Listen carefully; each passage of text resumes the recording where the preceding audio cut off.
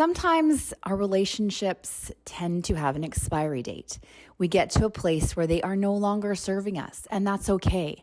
And we want to be able to consider leaving this relationship, but we're so flooded with fear. Fear of the unknown, fear of finances, fear of the kids, fear of what everyone else is going to think, right?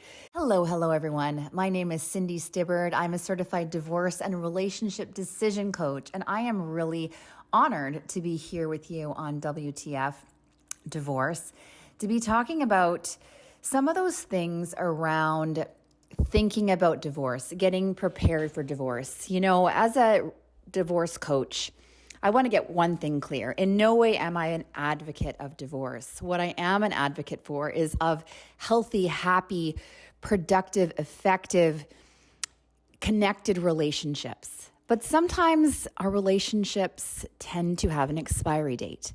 We get to a place where they are no longer serving us, and that's okay. And we want to be able to consider leaving this relationship, but we're so flooded with fear. Fear of the unknown, fear of finances, fear of the kids, fear of what everyone else is going to think, right? There's so much facing us that we tend to stay stuck in this place of what I like to call indecision purgatory for a lot longer than we'd like because we want to make the right decision, but we're too afraid. So one thing I want to address first of all, which is something that I see a lot, is that fear of the unknown, that fear of uncertainty. And this is what often holds us back at the beginning. Now, if we think about it, everything in our life is uncertain. When you grew up and you moved out of your parents' house, you didn't really know how that was going to go. You weren't quite sure what the next steps were. You just knew what your first step was. But you wanted it bad enough to be able to take that next step without knowing what the next 10 years were going to look like. Let's talk about getting a job. Maybe you've decided to take a job where you don't have a whole lot of skills or the skill set or the right education behind it, but they want to hire you, and so you're going to do it. Because why? Because you want to. You want that job more than you are afraid of not knowing what you're doing. And why? Excuse me. Because you know that you're going to learn those skills, that you are going to do that job well because you want it that badly. Let's look at your marriage. You didn't get married knowing that you were going to get divorced. You had no idea you would be feeling this way right now, but you knew at the time you wanted it enough to just take that risk no matter what the future was going to bring. Let's look at having kids. We all don't know how we're going to be as a parent. We all don't know what kind of child we're going to have or what kind of kids we're going to have or how that's going to turn out or how we're going to feel or what our body is going to look like. But we do it anyways because we want it more than fearing all those things we don't know yet. This is exactly that. We fear a chapter that we have not yet written, but we've done this before. We've done this before in really big, important times in our life. This time is no different. That unplanned chapter that's ahead of you is a chapter that you have entire power around writing and creating, just like you did your life.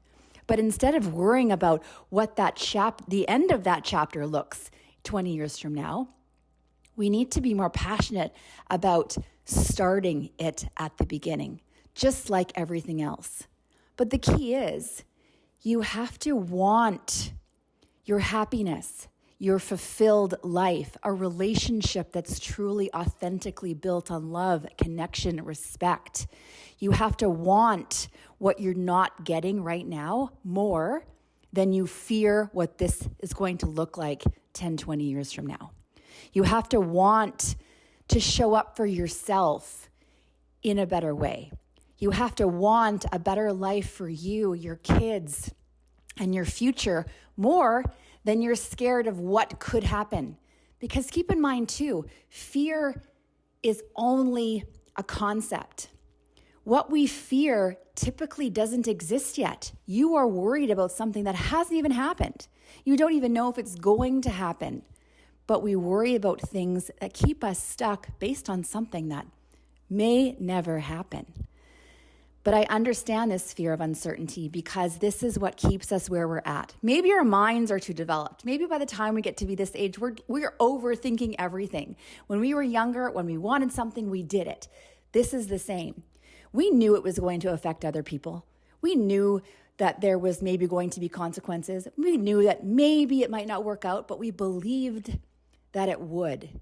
And it didn't matter if it wasn't going to, because in that moment, all we knew was that we believed in ourselves and the situation and what we wanted enough to take that step. So if you are in this place of fearing uncertainty, fearing the unknown, I want to challenge you to embrace it a bit more.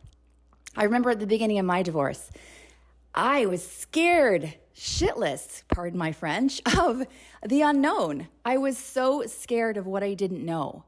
I was the kind of person who I needed all my ducks to be in a row in order for me to feel stable. I didn't like surprises. I liked to know plans ahead of time. I liked all of that certainty. And I'd go to my therapist, and my therapist would say to me, Cindy, you need to embrace the unknown. You need to get comfortable with not knowing. Of course, at first I thought that was going to be impossible, and it was hard for a while. It really was.